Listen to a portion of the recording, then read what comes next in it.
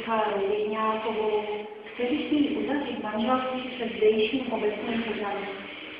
Snoubenci prohlašují, že jim nejsou svědky uzavření manželství přítomných snoubenců jsou pan Petr Bláha a paní Bláha spolu spojení. Ještě je krásnější, když se nerozpouští.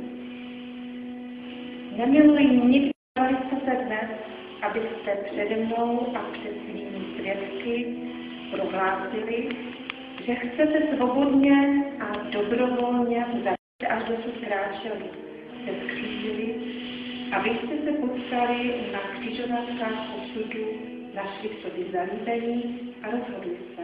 Abyste až dosud nabývali každý sám za sebe.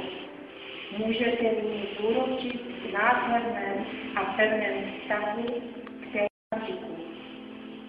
Váš vztah bude pevný. Vždyť odedávna platí, že vás na všech úspěchů pomáhejte rukou nerozdílnou, bude-li vaši pomoci třeba. A pokud někde vystrčí, odpouštějte druhým s láskou a porozuměním. Nebo jenom moudrost je správné, a vy jste se rozhodli pro tomu nejlepšímu člověka, který se dnes stane